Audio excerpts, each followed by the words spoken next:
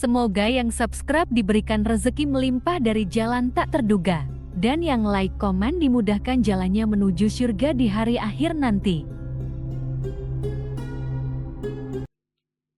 Nabi Sulaiman alaihi salam adalah manusia terkaya sepanjang sejarah kehidupan manusia di muka bumi. Dalam beberapa kitab suci seperti Al-Quran, Alkitab, dan Injil, Nabi Sulaiman alaihi salam dijelaskan sebagai manusia terkaya yang pernah hidup di muka bumi. Tidak ada satupun manusia yang bisa mengalahkan total kekayaannya hingga hari kiamat tiba nanti. Para arkeolog telah menemukan situs peninggalan sejarah Islam yang mengungkap total kekayaan Nabi Sulaiman alaihi salam. Eres bin Yosef, profesor sekaligus peneliti, ia menyatakan bahwa 3000 tahun yang lalu Nabi Sulaiman alaihi salam diperkirakan memiliki kekayaan senilai 2,2 triliun US dollar. Apabila dikonversikan dengan nilai mata uang hari ini, dan jika dirupiahkan, nilainya setara dengan 32.891.870 triliun rupiah. Nabi Sulaiman memiliki beberapa mukjizat, di antaranya adalah dapat berbicara dengan bahasa binatang. Beliau dapat memerintah mereka untuk melakukan sesuatu. Beliau juga dapat mengendalikan besar kecilnya tekanan angin dan dapat mengatur ke arah mana angin akan berhembus. Sehingga dengan itu, Nabi Sulaiman dapat memanfaatkan angin sebagai kendaraannya dan juga kendaraan tentaranya. Nabi Sulaiman juga bisa melunakkan besi dan membentuknya menjadi pakaian perang yang anti tusukan senjata tajam. Nabi Sulaiman juga memimpin para jin. Mereka tunduk dan patuh pada perintah Nabi Sulaiman. Tidak hanya itu, setan dan iblis laknatullah yang merupakan makhluk pembangkang dapat dibuat tunduk bertekuk lutut pada perintah-perintah Nabi Sulaiman. Nabi Sulaiman bisa melakukan teleportasi, yaitu berpindah dari suatu tempat ke tempat yang lain dalam waktu singkat. Peristiwa tersebut dibuktikan dengan pemindahan singgasana Ratu Balqis atas perintah Nabi Sulaiman. Nabi Sulaiman juga dikenal sebagai raja yang adil dan bijaksana. Nabi Sulaiman diberkahi kecerdasan yang luar biasa untuk menyatupadukan segenap kekuatan yang Allah berikan kepadanya. Ia mengelola dan membawa kerajaannya menjadi kekuatan raksasa yang tak terkalahkan di masanya dengan segenap kemampuan yang dimilikinya. Tentara Nabi Sulaiman adalah tentara terkuat di bumi tanpa ada yang menandinginya. Pertanyaan dasar yang muncul kali ini adalah dari mana sumber kekayaan dan kekuatan Nabi Sulaiman alaihi salam? Sebelum saya melanjutkan, mohon bantu channel ini untuk terus berkembang dengan cara subscribe dan nyalakan tanda loncengnya. Berikan komentar yang positif dan berikan like serta share video ini. Semoga semua itu menjadi nilai amal jariah karena telah membantu mensiarkan kisah-kisah Islam pada masyarakat Islam dan dunia. Bismillahirrahmanirrahim.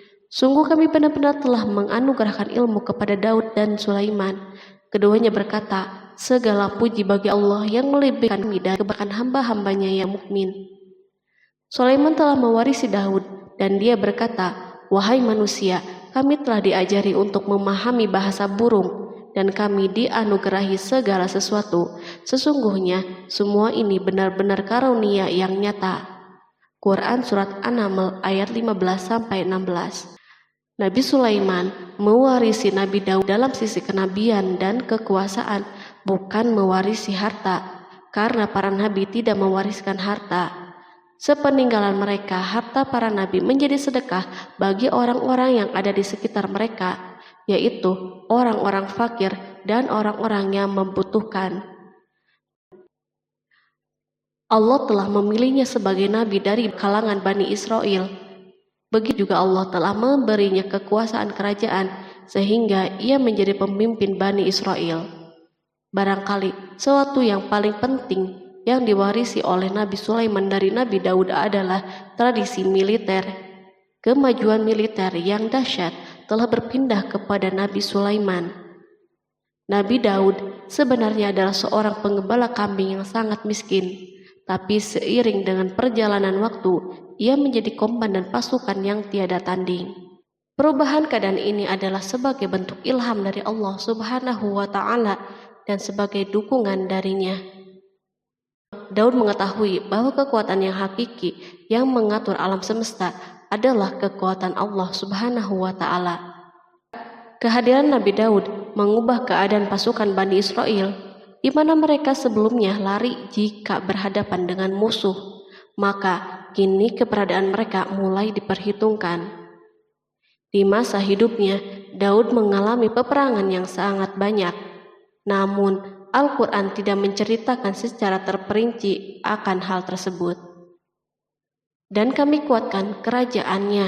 Quran Surat Shad ayat 20. Ayat tersebut berarti bahwa Daud belum pernah terkalahkan dalam peperangan yang diikutinya. Di samping dukungan yang Allah Subhanahu wa Ta'ala berikan kepada Daud, juga pasukannya dan rakyatnya, di mana mereka adalah orang-orang yang bertauhid dan menyerahkan diri kepada Allah Subhanahu wa Ta'ala. Allah Subhanahu wa Ta'ala mengungkapkan kepada Daud hal-hal yang menjadikan pasukannya memiliki keistimewaan yang dengannya mereka dapat mengalahkan pasukan-pasukan yang lain yang ada di bumi saat itu. Allah Subhanahu wa Ta'ala berfirman, dan kami telah melunakkan besi untuknya. Quran Surat Saba ayat 10. Sebenarnya baju besi yang dibuat untuk orang-orang yang hendak berperang cukup mengganggu gerakan mereka. Kita bisa membayangkan ketika ada dua orang yang berperang, yang satunya dapat bergerak dengan bebas, sementara yang lain tidak leluasa bergerak. Namun dengan kekuasaan Allah, Nabi Daud dapat melunakkan besi dan dapat membuat darinya baju besi yang ringan. Ini adalah kemajuan penting yang Allah berikan kepada Daud dan tentaranya. Kemajuan ini kini dimiliki oleh Nabi Sulaiman. Demikianlah Sulaiman memiliki pasukan yang dahsyat yang melebihi pasukan manapun di bumi saat itu. Bahkan Allah Subhanahu wa Ta'ala menambah karunia-Nya kepada Nabi Sulaiman. Dan Sulaiman telah mewarisi Daud dan dia berkata, "Hai manusia, kami telah diberi pengertian tentang suara burung dan kami diberi segala sesuatu. Sesungguhnya ini benar-benar suatu karunia yang nyata." Quran Surat An-Naml ayat 16. Pada suatu hari, Nabi Sulaiman menengadahkan tangannya dan berdoa kepada Allah Subhanahu wa Ta'ala. Antara hati Nabi dan Allah tidak ada penghalang, tidak ada jarak, tidak ada sekatan waktu, dan tak ada seorang pun dari para nabi yang berdoa kepada Allah kecuali doanya pasti terkabul. Kejernihan hati ketika mencapai puncak tertentu, maka ia akan menggapai apa saja yang diinginkan di jalan Allah Subhanahu wa Ta'ala. Dalam doanya Nabi Sulaiman berkata, "Ya Tuhanku, ampunilah aku dan anugerahkanlah kepadaku kerajaan yang tidak dimiliki oleh seorang pun sesudahku." Quran Surat Shad ayat 35. Sulaiman menginginkan dari Allah Subhanahu wa Ta'ala suatu kerajaan yang belum pernah diperoleh oleh siapapun setelahnya. Allah Subhanahu wa Ta'ala mengabulkan doa hambanya Nabi Sulaiman dan memberinya kerajaan tersebut. Barangkali orang-orang yang hidup di saat ini bertanya-tanya, mengapa Sulaiman meminta kerajaan ini yang belum pernah dimiliki oleh seorang pun setelahnya. Ambisi Sulaiman untuk mendapatkan kekuasaan atau kerajaan adalah ambisi yang ada di dalam seorang nabi, dan tentu ambisi para nabi tidak berkaitan kecuali dengan kebenaran.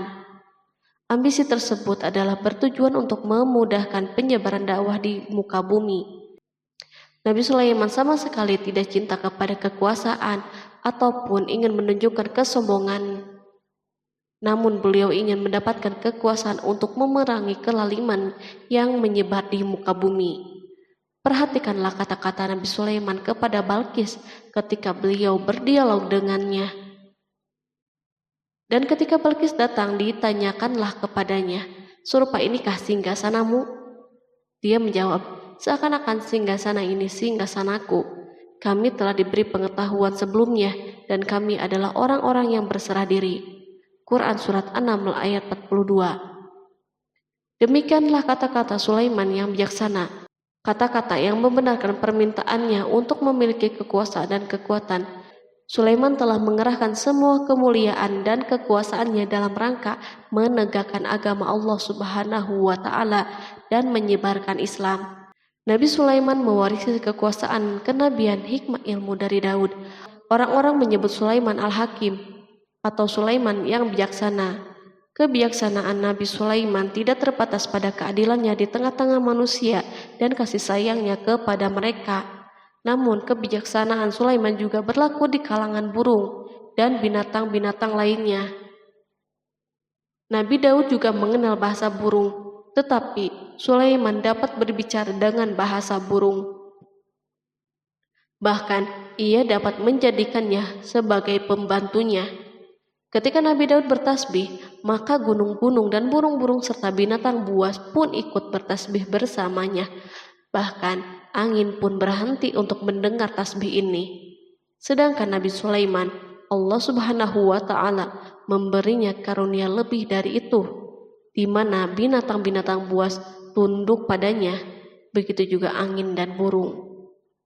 Allah Subhanahu wa Ta'ala berfirman, dan sesungguhnya kami telah memberi ilmu kepada Daud dan Sulaiman, dan keduanya mengucapkan, segala puji bagi Allah yang melebihkan kami dari kebanyakan hamba-hambanya yang beriman.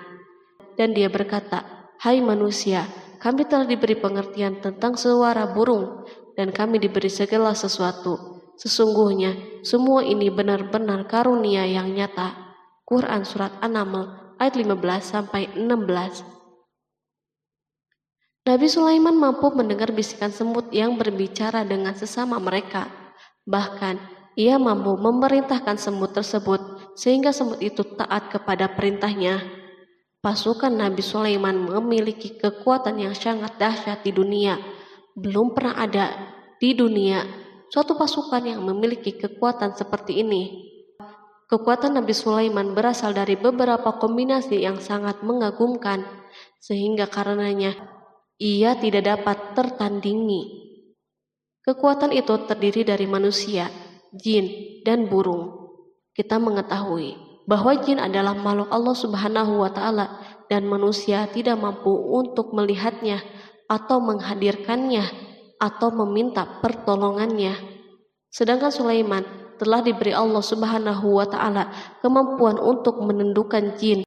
Bahkan ia mampu menjadikan mereka sebagai pekerja-pekerja kasar di kerajaannya saat itu, saat tidak ada peperangan. Ketika ada pasukan lain yang mencoba melawan pasukan ini, maka mustahil mereka akan merasakan kemenangan. Bahkan pasukan Sulaiman juga diperkuat oleh pasukan burung. Burung di pasukan Sulaiman memerankan tugas yang sangat penting, yaitu sebagai badan intelijen. Kita mengetahui bahwa peranan informasi saat peperangan sangatlah penting. Dari informasi tersebut, pasukan dapat mengetahui keadaan musuhnya. Demikianlah peranan burung pada pasukan Sulaiman. Ia terbang di tengah-tengah musuh, kemudian ia kembali kepada Sulaiman untuk menyampaikan berita tentang keadaan musuhnya. Di samping jin dan burung, Allah Subhanahu wa Ta'ala juga menundukkan angin untuk Sulaiman. Nabi Sulaiman dapat memerintahkan angin dan ia mampu menaiki angin bersama tentaranya. Pasukan Sulaiman juga terdiri dari pasukan udara pada saat di mana tak seorang pun memimpikan untuk terbang di udara. Barangkali mukjizat ini yang Allah Subhanahu wa Ta'ala berikan kepada Sulaiman menjadi sebab kejayaan militernya sehingga pasukannya tidak tertandingi. Allah Subhanahu wa Ta'ala berfirman, dan dihimpunkan kepada Sulaiman tentaranya dari jin, manusia, dan burung, lalu mereka diatur dengan tertib dalam barisan. Quran Surat An-Naml ayat 17. Kemudian kami tundukkan kepada angin yang berhembus dengan baik menurut kemana saja yang dikehendakinya. Dan kami tundukkan pula kepadanya setan-setan, semuanya ahli bangunan dan penyelam, dan setan yang lain yang terikat dalam belenggu. Inilah anugerah kami, maka berikanlah kepada orang lain atau tahanlah untuk dirimu sendiri dengan tiada pertanggungan jawab. dan sesungguhnya dia mempunyai kedudukan yang dekat pada sisi kami dan tempat kembali yang baik. Quran Surat Shad ayat 30-40. Di samping senjata udara yang Allah Subhanahu wa Ta'ala berikan kepada Sulaiman, Allah Subhanahu wa Ta'ala juga memberikan kemampuan yang tak seorang pun dari para nabi mendapatkannya, yaitu kemampuan untuk memerintah setan. Setan adalah salah satu bagian dari jin. Ia adalah kelompok yang celaka dari bangsa jin. Kelompok ini sebenarnya tidak mampu dikuasai oleh manusia. Bahkan jin soleh pun tidak dapat mengatur mereka. Adapun Sulaiman, Allah Subhanahu wa Ta'ala memberinya kekuasaan untuk menundukkan setan dan mempekerjakannya, bahkan mengikatnya dengan rantai serta menghukumnya jika menentang perintahnya. Setan membangun untuk Sulaiman istana dan patung-patung dan alat-alat perang. Bahkan setan-setan itu menyelam di dasar lautan untuk mengeluarkan permata dan yakut untuk Sulaiman. Jika ada di antara setan yang menentang perintahnya, maka Nabi Sulaiman mengikatnya dengan rantai. Ini semua menunjukkan kekayaan Sulaiman dan kekuasaannya, di mana ia mampu mengatur banyak makhluk di dunia. Tentu kemampuan itu atas izin Allah sebagai mukjizat darinya. Allah Subhanahu wa Ta'ala berfirman, dan sebagian dari jin ada yang bekerja di hadapannya di bawah kekuasaannya dengan izin Tuhannya, dan siapa yang menyimpang di antara mereka dari perintah kami, maka kami rasakan kepadanya azab neraka yang apinya menyala-nyala. Para jin itu membuat untuk Sulaiman apa yang dikehendakinya dari gedung-gedung yang tinggi, patung-patung, dan piring-piring yang besarnya seperti kolam dan periuk yang tetap berada di atas tungku. Quran Surat Saba ayat 12. Nabi Sulaiman yang bijaksana adalah penguasa yang tak tertandingi di muka bumi. Meskipun memperoleh nikmat yang khusus dan agung ini yang Allah Subhanahu wa Ta'ala berikan kepada Nabi Sulaiman, beliau tetap menunjukkan sebagai manusia yang paling banyak berzikir kepadanya dan manusia yang paling banyak bersyukur di zamannya. Allah Subhanahu wa Ta'ala berfirman tentang Sulaiman, Sulaiman sebaik-baik hamba, sesungguhnya dia amat taat kepada Tuhannya. Quran Surat Shad ayat 30. Nabi Sulaiman selalu mendirikan sholat, puasa, tasbih, dan mengungkapkan rasa cinta yang dalam. Hamba yang kembali adalah hamba yang menuju Allah Subhanahu wa Ta'ala. Waktu sholat bagi Sulaiman adalah waktu yang sangat penting, sehingga ketika datang waktu itu, maka beliau tidak bisa disibukkan dengan hal yang lain. Sulaiman mengetahui penyakit kuda dan ia mampu berbicara dengan bahasa kuda. Bahkan kuda itu pun mentaati perintah Nabi Sulaiman. Allah Subhanahu wa Ta'ala juga memberikan kenikmatan lain atas Sulaiman. Allah Subhanahu wa Ta'ala berfirman, dan kami alirkan cairan tembaga baginya. Quran Surat Saba ayat 12. Al-Kihtir adalah tembaga yang dicairkan.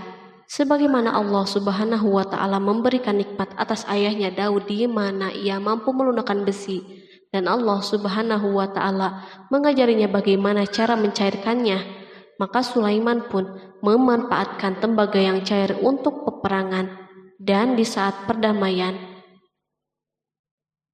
Pada saat peperangan, beliau mencampur tembaga dengan besi dan membuat darinya perunggu. Mereka menggunakan senjata-senjata perunggu dalam peperangan seperti pedang, baju besi, dan pisau. Senjata-senjata ini adalah senjata yang paling kuat di saat itu. Sedangkan di saat perdamaian, tembaga digunakan untuk membuat bangunan, patung, dan sebagainya. Meskipun Nabi Sulaiman mendapatkan nikmat yang besar dan karunia yang khusus, Allah Subhanahu wa Ta'ala mengujinya dengan suatu ujian yang akan selalu datang pada seorang hamba. Ketika hamba itu mendapatkan kedudukan yang besar, maka ujiannya pun menjadi besar. Allah Subhanahu wa Ta'ala menguji Sulaiman dengan penyakit. Allah Subhanahu wa Ta'ala berfirman, dan sesungguhnya kami telah menguji Sulaiman dan kami jadikan dia tergeletak di atas kursinya sebagai tubuh yang lemah karena sakit. Kemudian ia bertaubat. Ia berkata, Ya Tuhanku, ampunilah aku, anugerahkanlah kerajaan yang tidak dimiliki oleh seorang pun sesudahku. Sesungguhnya Engkaulah yang Maha Pemberi. Kemudian kami tundukkan kepadanya angin yang berhembus dengan baik menurut kemana saja yang ia kehendaki. Dan kami tundukkan pula kepadanya setan-setan, semuanya ahli bangunan dan penyelam. Quran Surat Shod ayat 34-37. Sulaiman diuji dengan penyakit yang sangat keras, di mana Toran saat itu tidak mampu mengatasinya. Sakitnya Sulaiman sangat keras, sehingga para dokter dari kalangan manusia dan jin tidak mampu menghilangkan penyakitnya. Lalu burung-burung menghadirkan rumput-rumput yang dianggapnya sebagai obat, tetapi Sulaiman pun belum juga sembuh. Semakin hari penyakit Sulaiman semakin menjadi-jadi, sehingga ketika Sulaiman duduk di atas kursi, ia duduk bagaikan tubuh tanpa roh, seakan-akan ia mati karena saking kerasnya penyakit yang dideritanya. Sakit yang diderita Sulaiman terus berlanjut untuk beberapa saat. Namun Sulaiman tidak henti-hentinya berzikir kepada Allah Subhanahu wa Ta'ala dan meminta kesembuhan kepadanya, serta beristighfar kepadanya, serta mengungkapkan rasa cintanya kepada Allah Subhanahu wa Ta'ala. Selesailah ujian Allah Subhanahu wa Ta'ala terhadap hambanya Sulaiman. Beliau pun sembuh. Kini Sulaiman merasakan kembali kesehatannya setelah mengetahui segala kejayaannya dan segala kekuasaannya serta segala kebesarannya tidak lagi mampu menghilangkan penyakit yang dideritanya, kecuali jika Allah Subhanahu wa Ta'ala menghendakinya. Dan sesungguhnya kami telah menguji Sulaiman dan kami jadikan dia tergeletak di atas kursinya sebagai tubuh yang lemah karena sakit. Quran Surat Shod ayat 34. Kata jasad dalam bahasa Arab diungkapkan atas sesuatu yang kehilangan kehidupan atau kesehatan. Nabi Sulaiman telah membangun masjid atau tempat beribadah sehingga manusia menyembah Allah Subhanahu wa Ta'ala di dalamnya. Rumah ini menunjukkan keunggulan seni arsitektur dan seni pahat. Orang-orang yang membangun rumah ini berjumlah puluhan ribu orang. Tentu setiap kelompok dari mereka memiliki pekerjaan masing-masing. Di antara mereka ada yang mencairkan tambang, ada yang menjadi tukang pahat, ada yang membelah batu, ada yang memotong-motong kayu, ada yang mendatangkan rumput-rumput dari Libanon, dan ada yang melelehkan emas dan menjadikannya lempengan-lempengan yang mengkilat untuk menutupi kayu dan menutupi dinding. Bahkan golongan jin membantu pembangunan rumah tersebut, tentu dengan perintah dan bimbingan Nabi Sulaiman. Mereka membuat patung-patung yang besar dan membuat bejana yang besar untuk tempat makanan para tentara dan pekerja, yaitu bejana seperti gunung karena saking beratnya dan besarnya. Mereka juga membuat tempat-tempat minum yang besarnya seperti kolam. Sulaiman mengawasi para pekerjanya dan juga mengurusi masyarakatnya, di mana beliau mengenali problem mereka dan berusaha memecahkannya. Beliau juga mengawasi pasukannya dari kalangan binatang dan burung. Beliau mengetahui apakah ada satu dari mereka yang tidak hadir, kemana ia pergi, serta mengapa ia pergi. Nabi Sulaiman bukan hanya mengetahui problem tentaranya dari kalangan manusia dan tentaranya dari kalangan burung, namun ia juga menunjukkan kasih sayangnya terhadap semut, di mana beliau mendengar bisikannya dan tidak suka untuk menginjaknya. Pada suatu hari, ia berjalan di depan tentaranya dan tiba-tiba ia mendengar suara semut yang berkata kepada teman-temannya dari kalangan semut. Hingga apabila mereka sampai di lembah semut, berkatalah seekor semut, "Masuklah ke dalam sarang-sarangmu agar kamu tidak terinjak oleh Sulaiman dan tentaranya." Sedangkan mereka tidak menyadari. Maka dia tersenyum karena mendengar perkataan semut itu, dan ia berdoa, "Ya Tuhanku, berilah aku ilham untuk tetap mensyukuri nikmat-Mu yang telah Engkau anugerahkan kepadaku dan kepada kedua orang ibu dan bapakku, dan untuk mengerjakan amal soleh yang Engkau ridhoi, dan masukkanlah aku dengan rahmat-Mu ke dalam golongan hamba-hamba-Mu yang soleh." Quran Surat An-Naml ayat 18-19. Sulaiman mendengarkan pembicaraan semut itu, lalu beliau tersenyum karena mendengar pembicaraannya. Apa yang dibayangkan oleh semut kecil itu? Meskipun Sulaiman mendapatkan kekuasaan dan memiliki tentara yang besar, namun beliau menunjukkan kasih sayang terhadap semut. Beliau mendengar bisikannya dan melihat semut yang ada di depannya. Oleh karena itu, tidak mungkin baginya untuk menginjaknya. Sulaiman bersyukur kepada Allah Subhanahu wa Ta'ala yang telah memberinya nikmat, yaitu nikmat rahmat dan nikmat kasih sayang. Di samping itu, Sulaiman orang yang paling kaya di dunia, di mana istananya terbuat dari kayu-kayu gaharu yang memiliki bau yang harum, dan istananya terbuat dari emas dan terkadang dari kristal. Beliau juga memiliki kursi besar yang dibuat dari emas dan permata. Istana Sulaiman merupakan istana yang paling besar di dunia. Sulaiman menggunakan pakaian dari emas dan permata. Meskipun demikian, Sulaiman tetap menunjukkan sebagai hamba yang berserah diri dan rendah diri kepada Allah Subhanahu wa Ta'ala dan kepada manusia. Nabi Sulaiman yang merendahkan dirinya di hadapan Allah, dan ia selalu sujud kepada Allah sebagaimana ayahnya yang selalu bertasbih kepada Allah. Sulaiman selalu melantunkan lagu-lagu cinta ilahi dan hanya memuji Allah Subhanahu wa Ta'ala. Pada suatu hari, Nabi Sulaiman mengeluarkan perintahnya kepada pasukan untuk bersiap-siap. Sulaiman keluar memeriksa pasukannya satu demi satu. Pasukannya diteliti. Kelompok yang pertama adalah kelompok manusia. Sulaiman memerintahkan kesiapan mereka, lalu Sulaiman mengeluarkan perintah-perintahnya. Kemudian Sulaiman memerintah kelompok jin dan menyampaikan perintah-perintahnya. Beliau memenjarakan jin yang tampak bermalas-malasan saat bekerja. Lalu ia memeriksa binatang dan berkata pada mereka, apakah mereka sudah makan dengan baik dan tidur dengan nyenyak? Apakah ada yang mengadu kepadanya, misal karena penyediaan makanan yang tidak layak? Apakah di sana ada yang sakit dan sebagainya? Ketika Sulaiman merasa puas dengan semuanya, Sulaiman memasuki tenda tempat berkumpulnya burung. Belum lama, Sulaiman memasuki tenda tersebut dan mengamati keadaan di sekitarnya, sehingga ia mengetahui burung yang tidak hadir yaitu hudhud. Dan dia memeriksa burung-burung lalu berkata, mengapa aku lihat hudhud? Quran Surat An-Naml ayat 20. Burung-burung yang lain tampak terdiam sebagai tanda penghormatan dan akan mendengarkan apa yang akan dikatakan pemimpin mereka Sulaiman. Beliau mengarahkan pandangannya kepada semua burung dan tidak menemukan hudhud di antara mereka. Tak seekor burung pun yang mengetahui keberadaannya. Sulaiman mulai menampakkan kemarahannya. Apakah dia termasuk yang tidak hadir? Quran Surat An-Naml ayat 20. Tiba-tiba seekor burung kecil memberanikan diri untuk berkata kepada Sulaiman, wahai Nabi yang mulia, seharusnya hudhud ada bersamaku kemarin untuk melaksanakan tugas penyelidikan. Ia adalah pemimpin misi itu, namun hudhud belum datang. Oleh karena itu, aku tidak pergi bersamanya. Burung itu tampak gemetar ketakutan.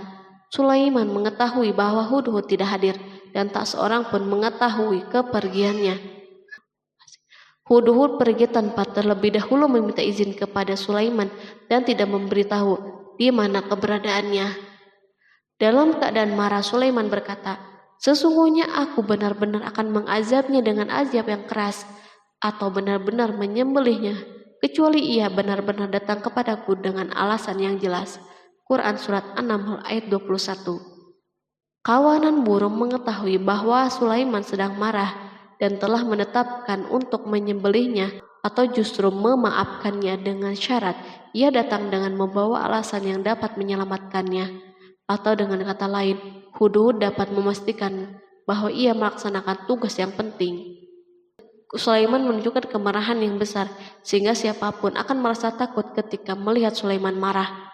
Meskipun beliau terkenal dengan kasih sayangnya, namun kemarahannya karena membela kebenaran. Kemudian beliau dapat melaksanakan ancamannya dengan cara yang mudah. Seekor burung tampak gemetar ketakutan melihat kemarahan Sulaiman.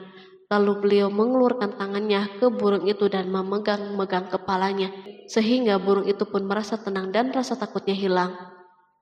Sulaiman pergi dari tenda burung itu dan menuju istananya. Sulaiman masih memikirkan keadaan hudhud. Seharusnya hudhud menjadi bagian penting dari badan intelijen. Apakah ia pergi untuk menyingkap sesuatu, atau apakah ia pergi hanya untuk bermain-main? Sulaiman telah memperhatikan dan mengetahui bahwa Hudhud adalah seekor burung yang cerdik dan juga fasih berbicara. Terkadang Sulaiman mendapati Hudhud sedang bermain-main dan menunda pekerjaannya. Sulaiman melihatnya dan Hudhud memahami bahwa ini tidak benar, sebab ia tidak boleh mencampur adukan antara waktu serius dan waktu bermain. Akhirnya, tidak lama setelah kepergiannya, Hudhud tiba di tenda burung. Burung-burung yang lain berkata kepadanya, "Pergilah engkau ke tempat tuan kita Sulaiman. Jika ia mengetahui bahwa engkau telah sampai, maka jiwamu benar-benar terancam." Hudhud terbang dan menemui Sulaiman. Pada waktu itu, Sulaiman sedang berdiri dan telah menetapkan untuk memulai pembicaraan dengan. Pada waktu itu, beliau sedang duduk sambil makan.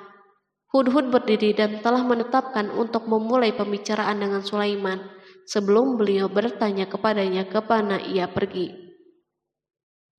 Ini sebagai bukti bahwa ia melaksanakan tugas penting. Lalu ia berkata, "Aku telah mengetahui sesuatu yang kamu belum mengetahuinya, dan kubawa kepadamu dari negeri Saba suatu berita penting yang diyakini." Quran Surat An-Naml ayat 22. Aku adalah Hudhud yang miskin, tapi aku mengetahui apa yang tidak engkau ketahui. Dan aku telah datang kepadamu dari kerajaan Saba dengan membawa berita yang sangat penting. Sulaiman tampak terdiam dan menunggu Hudhud menyelesaikan pembicaraannya. Hudhud mengemukakan perkataan yang sering disampaikan Sulaiman kepada manusia dan burung. Sesungguhnya aku menjumpai seorang wanita yang memerintah mereka, dan dia dianugerahi segala sesuatu, serta mempunyai singgasana yang besar. Aku mendapati dia dan kaumnya menyembah matahari selain Allah, dan setan telah menjadikan mereka memandang indah perbuatan mereka, lalu menghalangi mereka dari jalan Allah, sehingga mereka tidak dapat petunjuk, agar mereka tidak menyembah Allah yang mengeluarkan apa yang terpendam di langit dan di bumi, dan yang mengetahui apa yang kamu sembunyikan dan apa yang kamu nyatakan. Allah tidak Tuhan yang berhak disembah kecuali Dia, Tuhan yang mempunyai arsy yang besar. Quran Surat An-Naml ayat 23-26. Hudhud diam sejenak dan Sulaiman merasa bahwa Hudhud menunjukkan kefasihan lisannya dan berbicara dengan baik kepadanya. Hudhud mengemukakan perkataan yang sering disampaikan Sulaiman kepada manusia dan burung. Jelas sekali bahwa Hudhud mengulangi perkataan pemimpin kita Sulaiman sebagai usaha yang terakhir untuk memperoleh kasih sayang Sulaiman dan agar beliau puas dengan penjelasannya itu. Sulaiman berkata sambil menunjukkan senyum manis di wajahnya, "Akan kami lihat apakah kamu benar ataukah kamu termasuk orang-orang yang berdusta." Quran Surat An-Naml ayat 27. Hudhud ingin mengatakan, "Aku tidak bohong, wahai Nabi yang mulia." Namun, diamnya Sulaiman membuatnya takut, sehingga ia pun terdiam. Sulaiman terdiam karena berpikir, lalu memutuskan sesuatu. Setelah itu, beliau mengangkat kepalanya dan meminta secari kertas dan pena. Sulaiman segera menulis surat singkat dan menyerahkannya kepada Hudhud serta memerintahkannya, "Pergilah dengan membawa suratku ini, lalu jatuhkanlah kepada mereka. Kemudian berpalinglah dari mereka, lalu perhatikanlah apa yang mereka bicarakan." Quran Surat An-Naml ayat 28. Al-Quran langsung menyebut keadaan kerajaan Balqis yang saat itu sedang membaca surat tersebut di depan para pembesar kerajaannya dan para menterinya. Berkata ia Balqis, "Hai pembesar-pembesar, sesungguhnya telah dijatuhkan kepadaku sebuah surat yang mulia. Sesungguhnya surat itu dari Sulaiman, dan sesungguhnya isinya dengan menyebut nama Allah yang Maha Pengasih lagi Maha Penyayang, bahwa janganlah kalian berlaku sombong terhadapku, dan datanglah kepadaku sebagai orang-orang yang berserah diri." Quran Surat An-Naml ayat 29-31. Dalam surat Sulaiman itu disebutkan, hendaklah mereka menyerahkan diri dan tunduk kepada perintahnya. Sulaiman memerintahkan agar mereka meninggalkan penyembahan terhadap matahari. Sulaiman tidak mempersoalkan akidah mereka dan tidak memuaskan mereka dengan apapun. Sulaiman hanya memerintahkan bahwa ia berada di atas kebenaran. Bukankah ia didukung kekuatan yang berlandaskan keyakinan yang dimilikinya? Sulaiman hanya memerintahkan mereka agar tunduk dan patuh kepadanya. Ratu Saba menyampaikan surat tersebut di tengah-tengah kaumnya. Berkata dia, Balkis, "Hai putra para pembesar, berilah aku pertimbangan dalam urusanku ini. Aku tidak pernah memutuskan sesuatu persoalan sebelum kamu berada di majelisku." Quran Surat An-Naml ayat 32. Sementara itu, reaksi para pembesar istana adalah menentang surat tersebut. Isi surat itu membangkitkan kecongkakan kaum Saba, di mana mereka merasa lebih kuat. Mereka mengetahui bahwa di sana ada orang yang mencoba menantang mereka dan mengisyaratkan peperangan kepada mereka. Lalu ia meminta kepada mereka untuk memenuhi syarat-syaratnya sebelum terjadinya peperangan dan kekalahan. Mereka menjawab, "Kita adalah orang-orang yang memiliki kekuatan dan juga memiliki keberanian yang sangat dalam peperangan, dan keputusan berada di tanganmu. Maka pertimbangkanlah apa yang akan kamu perintahkan." Quran Surat An-Naml ayat 33. Para pembesar kaumnya ingin berkata, "Kita siap untuk melaksanakan peperangan." Tampaknya ratu memiliki kebijakan yang lebih baik daripada pembesar kaumnya. Surat Sulaiman itu membuatnya berpikir lebih jernih dan hati-hati. Ia berusaha sebisa mungkin menghindari peperangan. Ratu itu berpikir dalam tempo yang lama. Nama Sulaiman tidak diketahuinya, dan ia pun belum pernah mendengarnya. Oleh karena itu, ratu tidak mengetahui kekuatannya. Boleh jadi Sulaiman memiliki kekuatan yang dahsyat sehingga mampu memerangi kekuasaannya dan mengalahkannya.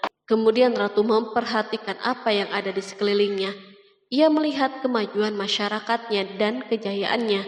Barangkali ia mengira bahwa Sulaiman iri terhadap kemajuan dan kekayaan ini, sehingga Sulaiman ingin menyerangnya. Setelah mempertimbangkan isi surat Sulaiman dengan cermat, Ratu Saba memilih untuk tidak bersikap ceroboh. Ratu itu lebih suka untuk menggunakan bahasa-bahasa kelembutan. Ia mengirim kepada Sulaiman suatu hadiah yang besar. Ratu mengira bahwa Sulaiman seorang yang ambisius, yang boleh jadi ia telah mendengar tentang kekayaan kerajaannya. Para utusan pergi dengan membawa hadiah dari Ratu Saba. Ratu berharap agar mereka dapat memasuki kerajaan Sulaiman dan akan mengetahui kondisi kerajaannya. Saat mereka pulang, Ratu ingin mendengar secara langsung dari mereka tentang keadaan kaum Sulaiman dan pasukannya. Setelah mendapatkan informasi yang cukup, maka Ratu dapat membuat suatu keputusan yang tepat. Ratu menyembunyikan apa yang terlintas dalam dirinya, lalu ia berbicara kepada pembesar istananya bahwa ia dapat menyingkap niat jahat Raja Sulaiman melalui cara mengirimkan hadiah kepadanya. Ratu lebih memilih cara tersebut dan menunggu reaksi Sulaiman. Ratu berhasil memuaskan para pembesar istananya dan untuk sementara menghilangkan ide untuk berperang. Karena para raja jika menyerang suatu desa, maka pemimpin desa tersebut adalah orang yang paling banyak mendapatkan kehinaan dan cercaan. Akhirnya para pembesar kaumnya merasa puas dengan pikirannya itu. Allah Subhanahu wa Ta'ala berfirman, Dia berkata, "Sesungguhnya raja-raja apabila memasuki suatu negeri, niscaya mereka membinasakannya dan menjadikan penduduknya yang mulia menjadi hina, dan demikian pula lah yang akan mereka perbuat. Dan sesungguhnya aku akan mengirim utusan kepada mereka dengan membawa hadiah, dan aku akan menunggu apa yang akan dibawa kembali oleh utusan-utusan itu." Quran Surat An-Naml ayat 34-35. Kemudian sampailah hadiah Ratu Balkis kepada Nabi Sulaiman. Para badan intelijennya memberitahunya bahwa para utusan Balkis datang dengan membawa hadiah.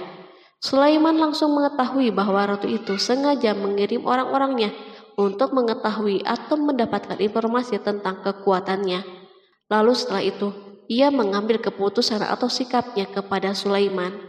Sulaiman segera memanggil semua pasukannya untuk berkumpul. Utusan Balkis segera memasuki istana Sulaiman yang dipenuhi dengan pasukan besar yang bersenjata. Tiba-tiba, utusan Balkis tampak tercengang ketika melihat kekayaan mereka dan harta mereka yang tidak ada apa-apanya dibandingkan dengan kerajaan Sulaiman. Hadiah mereka tampak tidak berarti. Emas yang mereka bawa tampak tidak berarti saat mereka memasuki istana Sulaiman yang terbuat dari kayu-kayu pohon gaharu yang mengeluarkan bau yang harum serta dihiasi dengan emas. Para utusan Balkis berdiri bersama Sulaiman dan menyaksikan bagaimana Sulaiman mengendalikan pasukannya. Kemudian mereka mulai berpikir tentang kekuatan dan kualitas pasukan Sulaiman.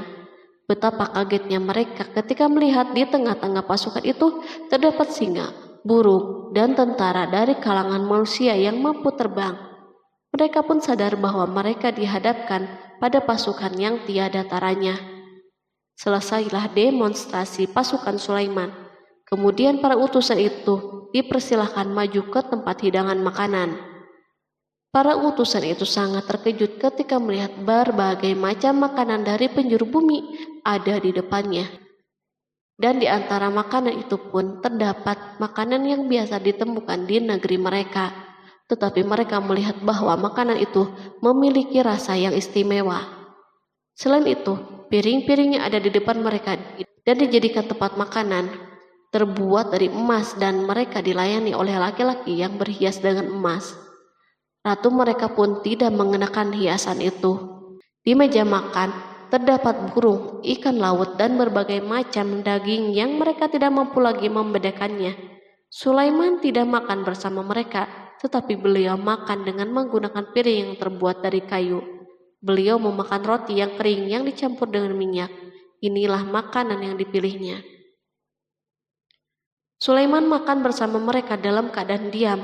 Mereka merasa bahwa kehadiran Sulaiman menciptakan suatu kewibawaan yang luar biasa. Selesailah jamuan makanan itu. Lalu dengan sangat malu mereka menyerahkan hadiah Ratu Balkis kepada Sulaiman. Hadiah itu berupa emas, yang bagi mereka hadiah itu sangat bernilai. Tetapi di sini hadiah ini tampak kecil di hadapan kekayaan yang sangat mengagumkan. Sulaiman memperhatikan hadiah ratu itu dan berkata, maka tatkala utusan itu sampai kepada Sulaiman, Sulaiman berkata, apakah patut kamu menolong aku dengan harta? Maka apa yang diberikan Allah kepadaku lebih baik daripada apa yang diberikannya kepadamu. Tetapi kamu merasa bangga dengan hadiahmu. Quran Surat An-Naml ayat 36. Raja Sulaiman menyingkap dengan kata-katanya yang singkat itu penolakannya terhadap hadiah mereka. Ia memberitahu utusan itu bahwa ia tidak menerima hadiah tersebut. Ia tidak merasa puas dengan hadiah itu. Yang membuatnya puas hanya, janganlah kalian berlaku sombong terhadapku dan datanglah kepadaku sebagai orang-orang yang berserah diri. Lalu Sulaiman kembali berkata dengan pelan, kembalilah kepada mereka. Sesungguhnya kami akan mendatangi mereka dengan bala tentara yang mereka tidak kuasa melawannya. Dan pasti kami akan mengusir mereka dari negeri itu Saba dengan terhina dan mereka menjadi tawanan-tawanan yang hina. Quran Surat An-Naml ayat 37. Sulaiman meninggalkan para utusan ratu itu setelah terlebih dahulu mengancam mereka. Para utusan itu mengharap agar Sulaiman mau menunggu kunjungan dari Ratu Balkis yang akan membawa misi perdamaian. Akhirnya sampailah para utusan Balkis ke negeri Saba. Mereka segera menuju istana ratu. Mereka memberitahu bahwa negeri mereka ada di ujung tanduk. Mereka menceritakan kepada ratu kekuatan Sulaiman dan tidak mungkin bagi mereka mampu melawannya. Mereka meyakinkan Balkis bahwa ia harus mengunjunginya dan melihat sendiri. Kemudian ratu menyiapkan dirinya untuk pergi menuju kerajaan Sulaiman. Sulaiman duduk di kursi kerajaan di tengah-tengah para pembesarnya dan para menterinya, serta para komandan pasukan. Sulaiman mengetahui bahwa Balkis menuju tempatnya. Balkis dikelilingi rasa takut. Sulaiman berpikir sejenak tentang bagaimana matahari disembah. Ia memikirkan bagaimana informasi yang diterima badan intelijennya tentang kemajuan kerajaan Balkis dalam bidang kesenian dan ilmu pengetahuan. Sulaiman bertanya kepada dirinya sendiri, apakah kemajuan menjadi penghalang untuk mengetahui kebenaran? Apakah ratu itu gembira dengan kekuatan yang dicapainya? Dan ia membayangkan bahwa kekuatan adalah segalanya. Dengan kemajuan yang dimilikinya, Sulaiman ingin membuat kejutan agar ratu mengetahui bahwa Islam yang diyakini oleh Sulaiman adalah satu-satunya yang mampu mendatangkan kemajuan dan kekuatan yang hakiki. sehingga ia dapat membandingkan antara keyakinannya dalam menyembah matahari beserta kemajuan yang dicapainya dan keyakinan Sulaiman juga beserta kemajuan yang diraihnya. Para intelijen Sulaiman telah memberitahunya bahwa hal yang sangat disegani dan dikagumi oleh kaum Balkis adalah singgasana Ratu Balkis. Singgasana itu terbuat dari emas dan batu mulia. Singgasana tersebut dijaga oleh para penjaga yang sangat disiplin, di mana mereka tidak pernah lalai sedikit pun. Oleh karena itu, sangat tepat bila Sulaiman menghadirkan singgasananya di sini, di kerajaannya, sehingga ketika ratu tiba, maka ia dapat duduk di atasnya. Sulaiman ingin membuat kejutan kepadanya dan menunjukkan bahwa kemampuannya tersebut yang berlandaskan pada keislamannya. Sulaiman melakukan yang demikian itu dengan harapan agar si ratu tunduk kepadanya. Ide ini terlintas dalam diri Sulaiman, lalu ia mengangkat kepalanya dan menoleh kepada anak buahnya. Berkatalah Sulaiman, "Hai para pembesar, siapakah di antara kamu sekalian yang sanggup membawa singgasananya kepadaku sebelum mereka datang kepadaku sebagai orang-orang yang berserah diri?" Quran Surat An-Naml ayat 38. Perhatikanlah ungkapan pikiran Nabi Sulaiman tersebut.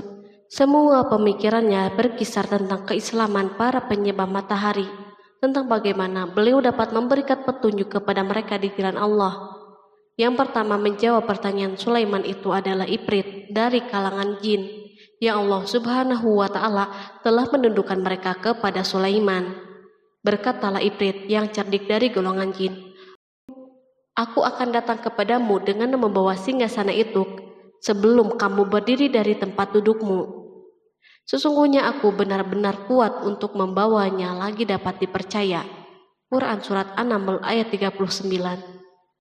Sulaiman berdiri dari tempat duduknya setelah 1 atau 2 jam. Namun jin itu berjanji kepadanya untuk menghadirkan singgasana Balkis sebelum itu. Istana Sulaiman berada di Palestina, sedangkan istana Balkis terletak di Yaman. Jarak antara singgasana tersebut dan singgasana Sulaiman lebih dari ribuan mil. Barangkali pesawat yang cepat sekalipun yang kita kenal hari ini tidak akan mampu membawa dan mendatangkan istana itu dalam waktu 1 jam.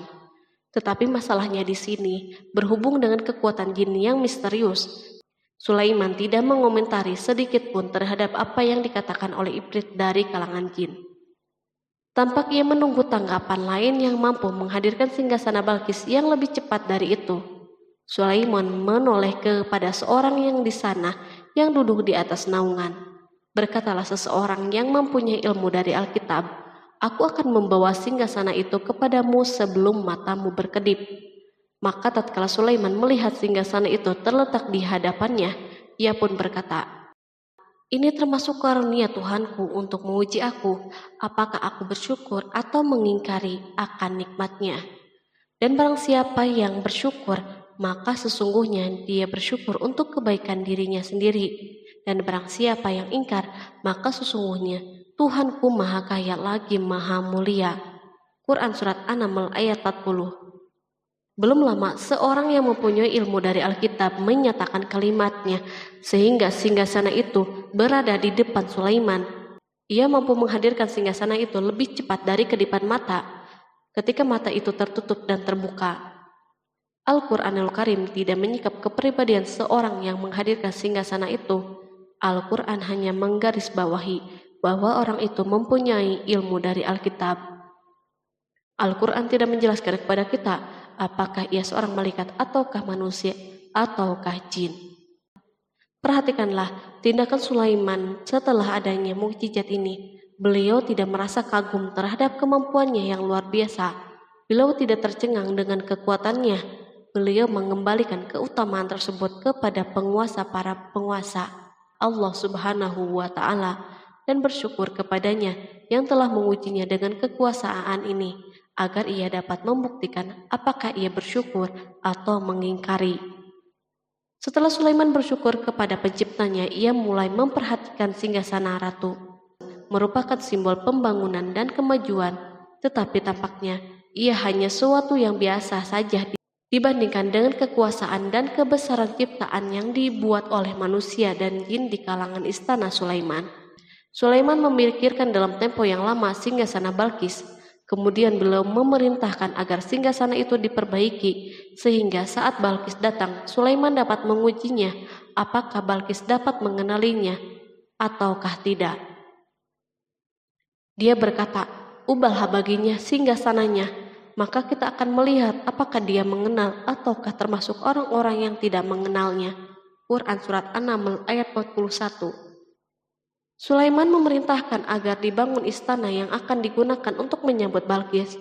Sulaiman memilih tempat di laut dan ia memerintahkan agar dibangun suatu istana di mana sebagian besar terdiri dari air laut. Sulaiman memerintahkan agar lantai-lantai itu terbuat dari kaca yang tebal dan kuat, sehingga orang yang berjalan di atas istana itu akan membayangkan bahwa di bawahnya ada ikan-ikan yang berwarna-warni. Hudhud memberitahu Sulaiman bahwa Balkis telah sampai di dekat kerajaannya. Kemudian Balkis datang. Al-Quran tidak menyebutkan keadaan Sulaiman saat menyambut Balkis, namun Al-Quran justru menunjukkan dua sikap Balkis.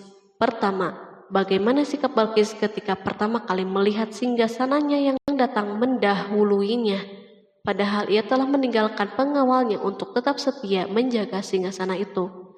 Kedua, keadaan di depan istana yang penuh dengan permata yang berenang di bawahnya ikan-ikan. Dan ketika Balkis datang, ditanyakanlah kepadanya, "Serupa inikah singgasanamu?" Dia menjawab, "Seakan-akan singgasana ini singgasanaku. Kami telah diberi pengetahuan sebelumnya dan kami adalah orang-orang yang berserah diri." Quran Surat An-Naml ayat 42. Ayat tersebut menggambarkan kondisi dialog antara Sulaiman dan Balkis. Balkis melihat singgasananya dan ia tercengang saat mengetahui bahwa itu adalah singgasananya. Namun ia kemudian mulai ragu karena melihat tidak sepenuhnya itu singgasananya. Jika itu benar-benar singgasananya, lalu bagaimana ia datang mendahuluinya? Dan bila bukan singgasananya, maka bagaimana Sulaiman dapat meniru sepersis dan seteliti ini? Sulaiman berkata saat melihat Balkis mengamati singgasananya, "Apakah ini singgasanamu?" Setelah mengalami kebingungan sesaat, Balkis menjawab, "Sepertinya benar." Sulaiman berkata, "Kami telah diberi ilmu sebelumnya dan kami sebagai orang-orang yang muslim." Melalui pernyataan itu, Sulaiman ingin mengisyaratkan kepada Balkis agar ia membandingkan antara keyakinannya beserta ilmu yang dicapainya dan keyakinan Sulaiman yang muslim beserta pengetahuan yang diraihnya. Penyembahan terhadap matahari dan pencapaian ilmu yang dicapai oleh Balkis tampak tidak ada apa-apanya dibandingkan dengan ilmu Sulaiman dan keislamannya. Sulaiman telah mendahulinya dalam bidang ilmu karena keislamannya. Karena itu sangat mudah baginya untuk mengungguli Balkis dalam ilmu-ilmu yang lain. Demikianlah yang diisyaratkan pernyataan Sulaiman kepada Balkis. Ratu Saba itu mengetahui bahwa ini adalah singgasananya, di mana singgasana itu datang lebih dahulu daripada dirinya. Beberapa bagian darinya telah diubah saat Balkis masih berjalan menuju tempat Sulaiman.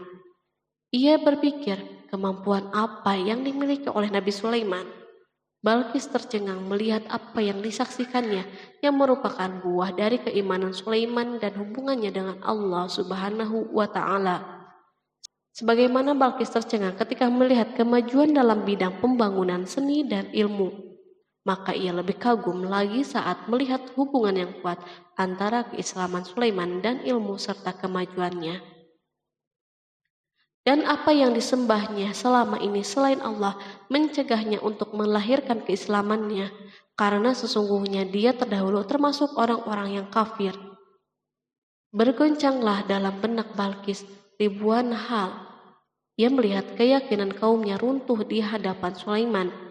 Ia menyadari matahari yang disembahnya merupakan ciptaan Allah Subhanahu wa Ta'ala, di mana dia menggerakkannya untuk hamba-hambanya. Lalu terbitlah matahari kebenaran pada dirinya. Hatinya diterangi oleh cahaya baru yang tidak akan tenggelam seperti tenggelamnya matahari. Masa keislamannya hanya menunggu waktu. Balkis memilih waktu yang tepat untuk mengumumkan keislamannya. Allah Subhanahu wa Ta'ala berfirman, dikatakan kepadanya, "Masuklah ke dalam istana." Maka tatkala dia melihat lantai istana itu, dikiranya kolam air yang besar dan disikapnya kedua betisnya. Berkatalah Sulaiman, Sesungguhnya ia adalah istana yang licin yang terbuat dari kaca. Berkatalah Balqis, "Ya Tuhanku, sesungguhnya aku telah berbuat zalim terhadap diriku, dan aku berserah diri bersama Sulaiman kepada Allah, Tuhan semesta alam." Quran Surat 6 ayat 44. Dikatakan kepada Balqis, masuklah ke dalam istana. Ketika ia masuk, maka ia tidak menyaksikan adanya kaca, tetapi ia melihat air, sehingga ia mengira akan bersinggungan dengan air laut. Lalu ia menyingkap sedikit bajunya agar bajunya tidak basah. Sulaiman mengingatkannya tanpa melihat agar tidak khawatir terhadap pakaiannya, karena pakaiannya tidak akan basah sebab di sana tidak ada air. Ia sekedar kaca yang halus yang saking halusnya hingga tidak tampak. Pada kesempatan itulah Balqis mengumumkan keislamannya. Ia mengakui kelaliman dirinya dan ia menyatakan penyerahan diri kepada Sulaiman dan kepada Allah Subhanahu wa Ta'ala. Lalu kaumnya pun mengikutinya dan mereka memeluk Islam. Balqis menyadari ia berhadapan dengan penguasa yang terbesar di bumi dan salah satu nabi yang mulia. Untuk pertama kalinya wajah Sulaiman dihiasi dengan senyuman yang menunjukkan kepuasannya sejak Balqis mengunjunginya. Demikianlah Sulaiman mewujudkan kejayaannya yang hakiki dan menyebarkan cahaya Islam di muka bumi. Al-Quran tidak menyebutkan kisah Balqis setelah keislamannya. Para ahli tafsir mengatakan bahwa ia menikah dengan Sulaiman. Selain itu, ada yang mengatakan bahwa ia menikah dengan salah satu orang dekat Sulaiman. Ada juga yang mengatakan bahwa sebagian Raja Habasyah adalah keturunan dari buah perkawinan ini. Sulaiman hidup di tengah-tengah kejayaan dan kemuliaan di muka bumi. Kemudian Allah Subhanahu wa Ta'ala menetapkan kematian baginya. Sebagaimana kehidupan Sulaiman yang berada di puncak kemuliaan dan kejayaan yang penuh dengan keajaiban yang luar biasa, maka kematiannya pun merupakan tanda-tanda kebesaran Allah Subhanahu wa Ta'ala yang penuh dengan keajaiban. Demikianlah bahwa kematiannya sesuai dengan kehidupannya, sesuai dengan kejayaannya. Allah Subhanahu wa Ta'ala berfirman tentang kematian Sulaiman. Maka tatkala kami telah menetapkan kematian Sulaiman, tidak ada yang menunjukkan kepada mereka kematiannya itu kecuali rayap yang memakan tongkatnya. Maka tatkala ia telah tersungkur, tahulah jin bahwa kalau sekiranya mereka mengetahui yang gaib, tentulah mereka tidak akan tetap dalam siksa yang menghinakan. Quran Surat Saba ayat 14. Kemampuan Nabi Sulaiman untuk menundukkan jin dan mempekerjakan mereka serta hubungan mereka dengannya, semua ini menimbulkan fitnah di tengah-tengah manusia dalam hal tertentu. Dan kematian Sulaiman merupakan batasan atau jawaban terhadap fitnah ini. Kami tidak mengetahui siapa yang mengklaim bahwa jin mengetahui hal yang gaib. Kami tidak mengetahui siapa yang bertanggung jawab terhadap tersebarnya isu yang keliru ini.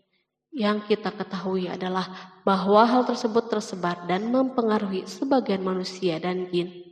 Barangkali manusia berkata kepada diri mereka, selama jin melakukan perbuatan yang luar biasa ini, maka apa gerangan yang menjadikan mereka tidak mengetahui hal-hal yang gaib itu? Manusia lupa bahwa kunci kegaiban berada di tangan Allah Subhanahu wa Ta'ala. Masalah ilmu gaib tidak akan mampu dikuasai oleh jin, manusia, ataupun para nabi dan semua makhluk. Hanya Dia yang mengetahuinya.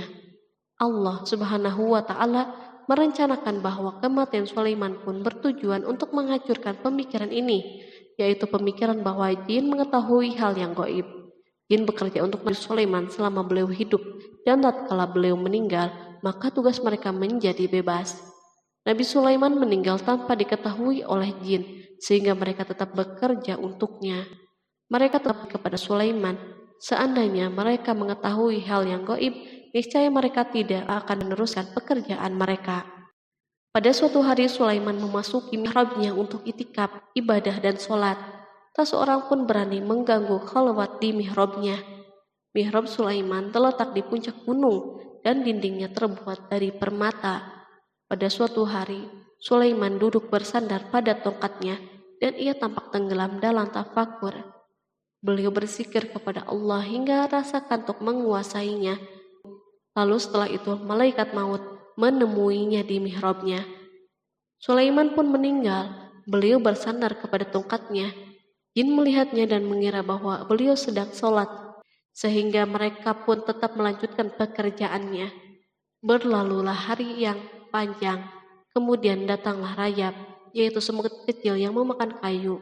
Hewan itu pun mulai memakan tongkat Sulaiman. Rayap-rayap itu tampak lapar. Sebagian dari tongkat Sulaiman dimakan beberapa hari oleh rayap itu. Ketika yang dimakannya semakin bertambah, maka tongkat itu pun menjadi rusak dan jatuh dari tangan Sulaiman. Tubuh mulia itu kehilangan keseimbangan dan terhempas di bumi. Tatkala tubuh suci itu tersungkur, maka manusia segera menuju ke sana. Mereka menyadari dan mengetahui bahwa Nabi Sulaiman telah meninggal dalam waktu yang sangat lama. Jin menyadari bahwa mereka tidak mengetahui hal-hal yang gaib, dan manusia pun mengetahui hakikat ini. Seandainya jin mengetahui hal yang gaib, niscaya tidak akan meneruskan siksa yang hina. Mereka tidak akan bekerja. Demikianlah Nabi Sulaiman meninggal dalam keadaan duduk dan sholat di mihrabnya. Lalu berita itu tersebar bagaikan api di bumi. Manusia, burung dan binatang buas mengantarkan jenazah Nabi Sulaiman. Sekawanan burung tampak sedih dan menangis. Semua makhluk bersedih. Akhirnya, tak seorang pun mengetahui bahasa burung di bumi. Meninggallah seorang yang memahami pembicaraan burung. Burung-burung itu berkata, "Betapa beratnya kehidupan di tengah-tengah orang yang tidak mengetahui pembicaraan kita." Terdapat sejumlah versi perihal riwayat tentang kisah wafat Nabi Sulaiman alaihi salam. Salah satunya hadis yang diriwayatkan oleh Al-Hafiz Ibnu Asakir dalam tafsir Ibnu Katsir. Hadis ini disebut mendekati kebenaran kisah wafatnya Nabi Sulaiman. Seperti yang dikutip dari buku Kisah Para Nabi oleh Imam Ibnu Katsir. Menurutnya, Nabi Sulaiman alaihissalam meninggal dalam keadaan berdiri. Berdirinya beliau ini adalah sedang melakukan sholat dan bersandar pada tongkatnya. Diketahui Nabi Sulaiman dikenal terbiasa menyendiri di dalam Masjid Baitul Maqdis. Durasinya bahkan dalam kurun waktu yang tidak biasa, yakni bisa hingga 1 atau 2 bulan, hingga 1 atau 2 tahun. Untuk sajian makanan dan minumannya selalu dibawakan oleh para setan yang masih tergabung dalam salah satu jenis jin. Hingga suatu ketika mereka membawakan makanan dan minuman seperti biasa, namun tidak mengetahui bahwa Nabi Sulaiman telah wafat. Pada hari wafatnya, Nabi Sulaiman mendatangi sebuah pohon yang tumbuh di Baitul Maqdis. Atas izin Allah, Nabi Sulaiman pun berbincang dengan pohon tersebut dan menanyakan nama serta fungsi dari dirinya. Pohon ini bernama Kharubah. Nabi Sulaiman pun bertanya padanya, "Apakah kegunaanmu?" Pohon Kharubah ini pun menjawab, "Aku tumbuh untuk meruntuhkan masjid ini." Lalu Nabi Sulaiman pun berkata, "Allah tidak mungkin meruntuhkan masjid ini selama aku masih hidup. Itu artinya kamu tumbuh untuk mengabarkan kematianku." Lalu Nabi Sulaiman pun mencabut pohon tersebut dan menanamnya di dinding miliknya. Setelah itu, Nabi Sulaiman masuk ke dalam mihrab dan melakukan sholat dengan bersandar pada tongkatnya. Sejumlah sumber juga mengatakan tongkat tersebut berasal dari pohon Kharubah yang sempat dicabutnya sebelumnya. Kemudian Nabi Sulaiman pun menemui ajalnya hingga tidak diketahui oleh setan yang bekerja untuknya sekalipun. Kisah ini diceritakan dalam firman Allah melalui surat Saba ayat 14. Kalangan jin dan setan pun mulai mengetahui kabar kematian Nabi Sulaiman setelah rayap memakan tongkat sebagai penopangnya hingga rapuh. Nabi Sulaiman meninggal berdiri dan bersandar pada tongkatnya. Matanya dalam keadaan terbuka dan fisiknya tidak berubah bentuk. Bahkan tidak ada bau yang muncul dari jenazah tersebut. Ternyata peristiwa wafat ini merupakan jawaban dari doa Nabi Sulaiman alaihissalam sendiri. Ia pernah memohon pada Allah Subhanahu wa Ta'ala agar kematiannya dapat dijadikan pembelajaran bagi umat manusia, bahwa para jin sekalipun tidak mengetahui hal yang gaib. Bahkan mereka pun tidak mengetahui kapan mereka akan menemui ajal dan mendapatkan rezeki. Untuk itu, kisah Nabi Sulaiman yang meninggal dalam keadaan berdiri ini diharapkan menjadi pesan agar manusia tidak menjadikan setan, iblis, atau bangsa jin sebagai tempat menyembah atau teman mereka. Wallahu a'lam bishawab.